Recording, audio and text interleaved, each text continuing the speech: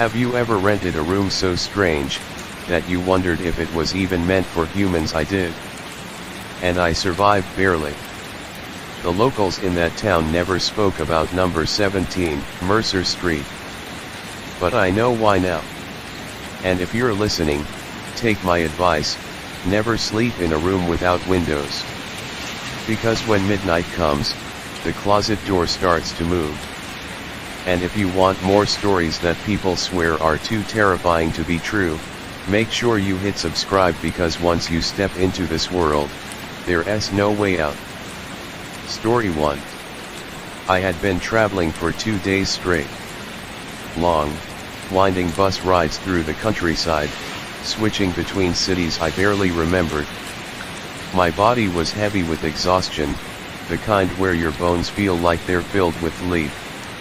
When the bus finally pulled into the small town, the rain had already started, soft at first, but steady enough that the streets looked slick and glassy under the yellow glow of the streetlights. It wasn't a town you'd ever find on a map unless you knew exactly where to look. A forgotten stop between bigger places. Silent, like most of the world had already moved on and left it behind. The bus station was nearly empty. Just a few benches and a broken vending machine humming faintly. I pulled my backpack higher on my shoulders and checked the time. Almost 11 p.m. too late to be wandering around without a plan. That's when I saw the flyer. Pinned to the side of the ticket booth. There was a number scrawled at the bottom in thick black marker. It felt almost too convenient. Like it had been waiting for me. I dialed. The voice that answered was low and rough, like someone who smoked too much. You need a room? Yes, I said quickly. Just for a few nights. You got cash? Yes. Come to 17, Mercer Street. Side door. Don't be late. Then the line went dead. I hesitated for a moment, but the rain was coming down harder, soaking through my jacket, and the thought of sleeping outside wasn't an option. So I went. Mercer Street wasn't far.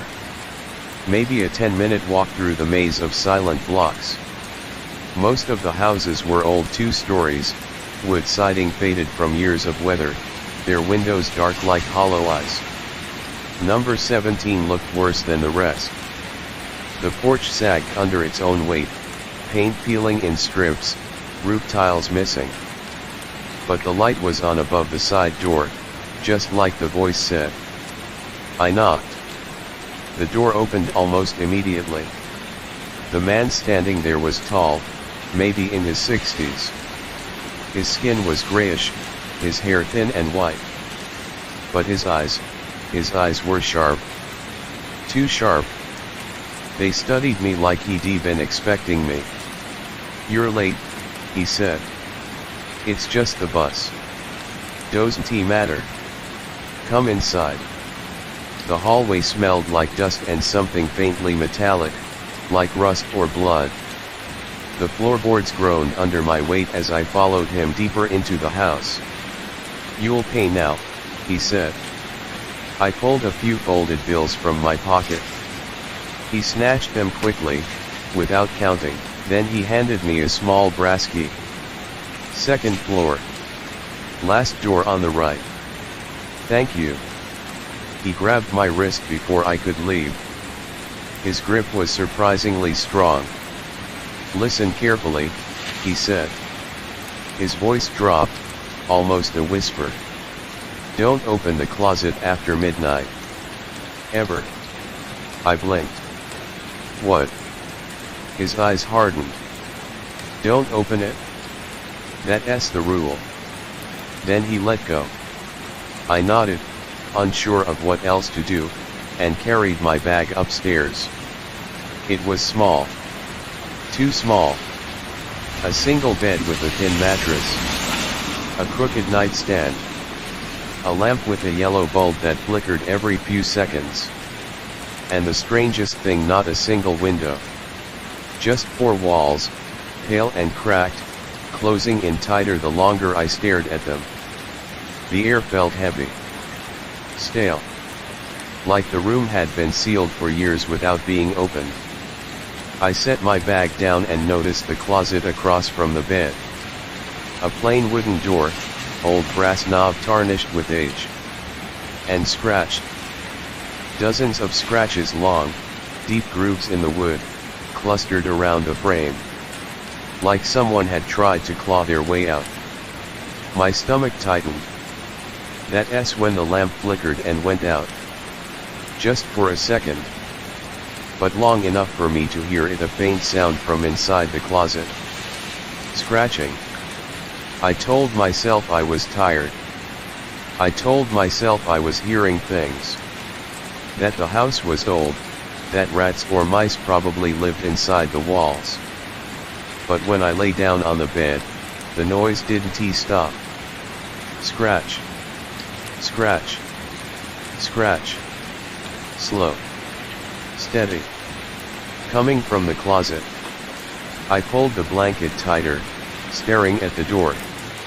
My mind went back to the landlord's warning. Don't open it after midnight. I checked my phone. 12:07 a.m. The handle rattled. Just once, quick, like something tugged at it. I froze, breath caught in my throat. My eyes locked on the closet door, waiting, listening. Silence. Minutes crawled by. My body ached to move, but I didn't dare. Finally, I reached over and switched the lamp off. Darkness swallowed the room, but somehow, I felt safer not seeing it. The scratching continued. Softer now. Almost like it was inside my head. And then, a whisper. Low. Barely audible. But I swear to you it called my name. You ever wake up in the middle of the night, not because of a nightmare, but because the room itself feels wrong? That's what happened to me on my second night at 17 Mercer Street. And if you're listening to this, lean in close, because what I saw at that closet door is the reason I'll never rent another room alone again.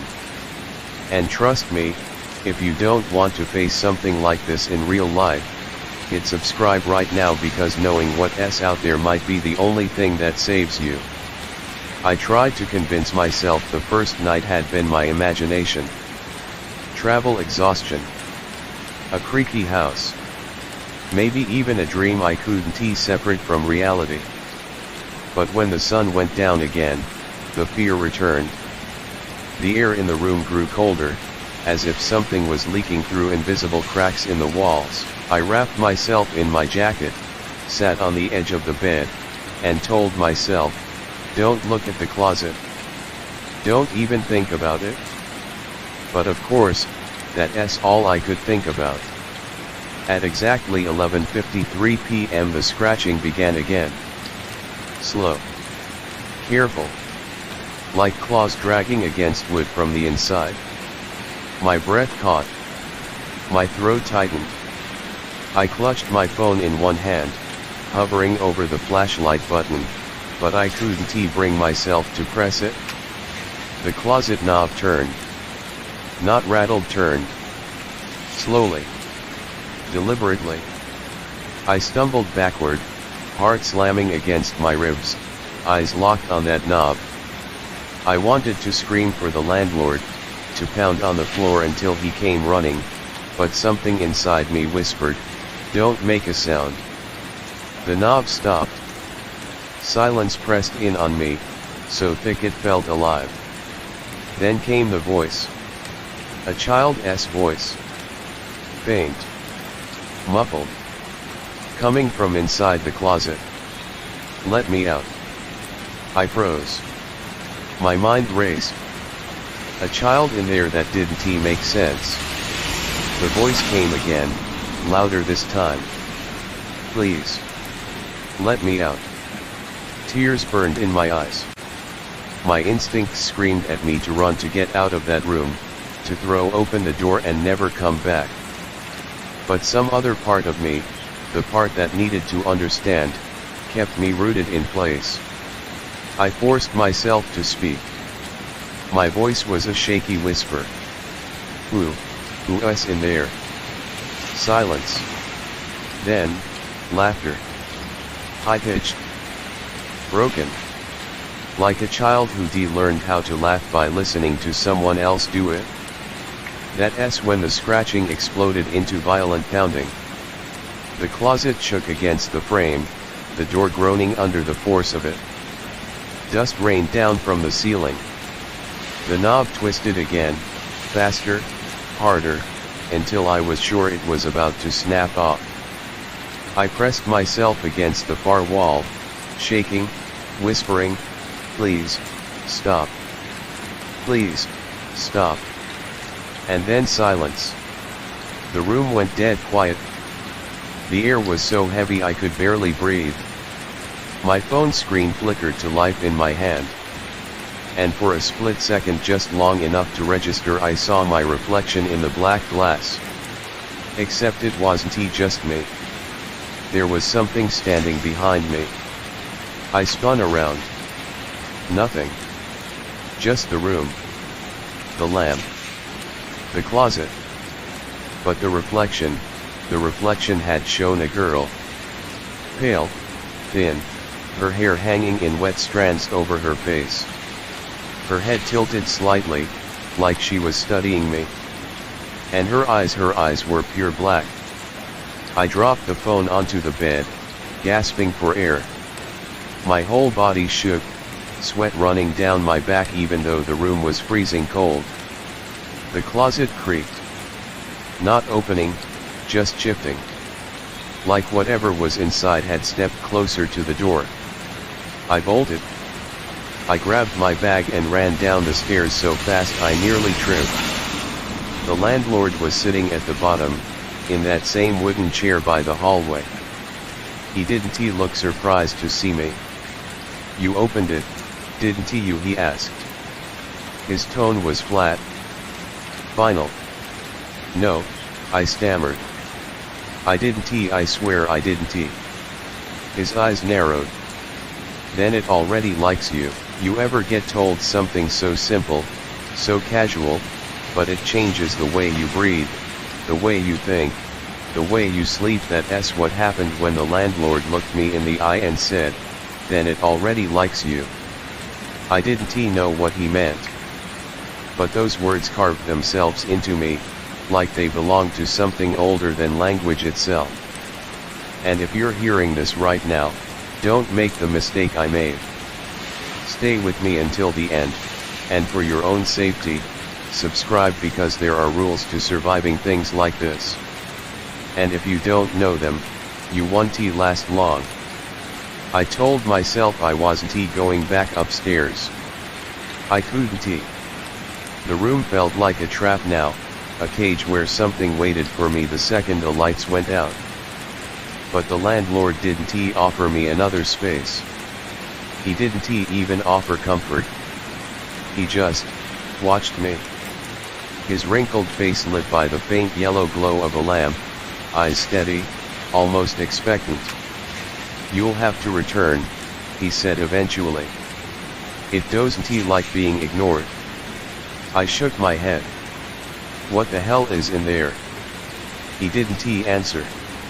Just leaned back in his chair, his gaze sliding past me as though the house itself was listening. And maybe it was. By midnight, I couldn't resist anymore. Something pulled at me, not just fear, but curiosity, a gnawing hunger to know. I climbed the stairs again, every step like walking into my own grave. When I pushed open the door to my room, the smell hit me first. Rot. Damp earth. Something old and wrong, like wet wood left to decay. The closet door stood slightly open. Just a crack. "Please."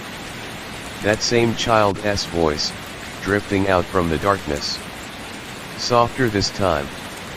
Almost pleading. I froze in the doorway, my heart slamming against my chest. "Please," it said again. It's cold. I've been waiting for you. The sound crawled into me, making my skin itch, making my teeth chatter. And then I noticed something new. In the shadows of the closet faint, but there 2 hands curled around the edge of the door. Small hands. Thin fingers. The nails were cracked and dirty. They tightened, as if the thing inside was about to push its way out. I wanted to scream, but all I could manage was a whisper. What do you want? Silence.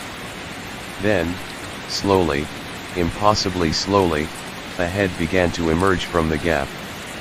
A girl's head. Pale. Damp strands of hair clinging to her face. Her lips were blue, her skin gray like drowned flesh. And those eyes, those endless black eyes that swallowed every flicker of light. She tilted her head, smiled, and whispered, I want you to stay. I stumbled back, fumbling for my phone. I turned on the flashlight, and in that beam of harsh white light the closet was empty. No girl.